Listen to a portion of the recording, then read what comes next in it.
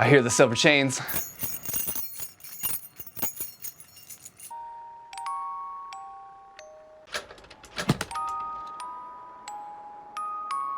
Here's one that's a little bit more in my style, Silver Chains. This is a horror game, and this game, I have to say, it scared me. I like to fancy myself an expert of these kind of games, and this one, it fell into the tropes, but it still got me, and that has a lot to be said. So this game is very sensory. You start off and you're this character in this house, you're trying to figure out what's going on with the house, why is it so dilapidated? You're in a state of amnesia. You don't know where you are, who you are, or anything.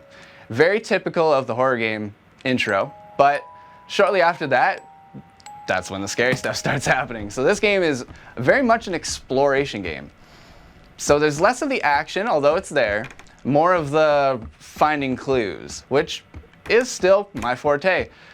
I checked this game out, and it has a lot of these really cool filters. So you have a flashlight that you're walking around with. Sometimes that gets interrupted, or maybe sometimes you want to turn it off. You also have this monocle that lets you see ghost signatures, and that's your only waypoint really throughout the game. So there's no hand holding on this one, if you don't want to count that. And even that lens kind of scares you sometimes.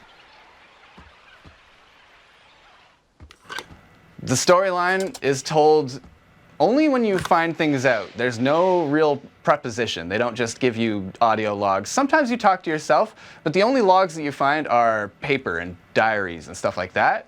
And you're trying to figure out the mystery of what happened in this house. All these ghosts have their part in it, and you have to help the ghosts to discover their part in it. These journal entries kind of help you give the backstory, and it's a gruesome one. It centers around some American witchcraft and some scary business.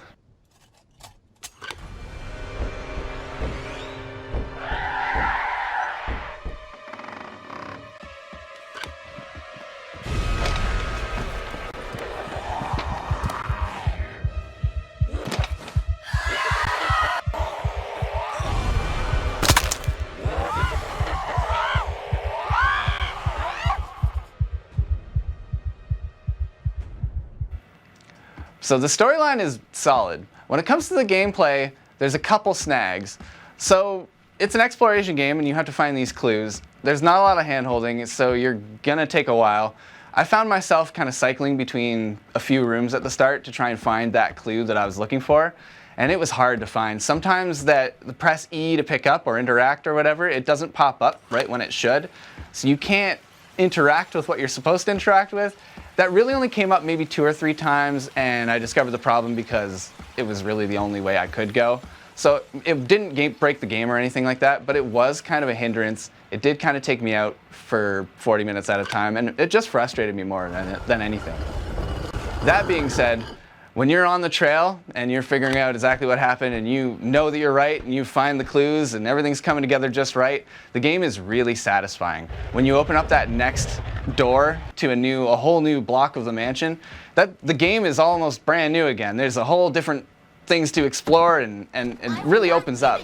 Now, the different ghosts, on the other hand especially, they really changed the tone of the different parts of the house. So you might be coming into a room and the mom is after you. You don't want mom after you. You might go into another section of the house and it's a little child. And it doesn't seem as menacing. This kid's a different kind of ghost and maybe kind of tells you some things. So there's a dynamic to this family, and as you find out, you may or may not have a part in it. You may be related to the overall group around this house. There's a lot of things that kind of transcend time, and when you figure those out and everything comes together just right, it is really satisfying.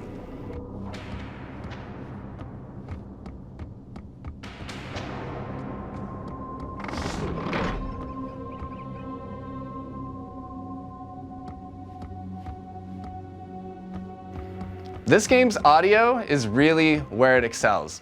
So it's a horror game, and you'd expect a horror game to have those kind of jump scare moments, but even aside from that, if you put on this monocle, you hear the ghosts kind of whispering in the background. All throughout the house when you're walking, you hear little sounds behind cabinet doors or somebody crying in the distance or something like that. It's very atmospheric, and that's 100% essential to the game, and they nailed it. Now, The graphics, on the other hand, they do the job. It's a very dark game, so it's kind of hard to show the textures and everything you'd want. But I feel like they did just a good enough job that the graphics don't hinder the experience at all.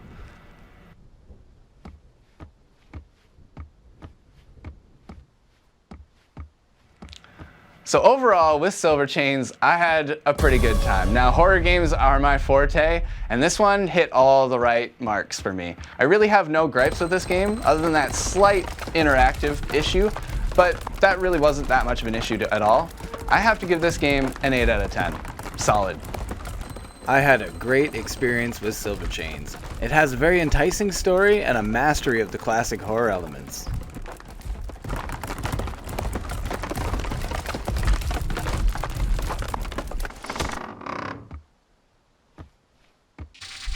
You watch this video? For a whole lot more videos like this, give us a like and subscribe.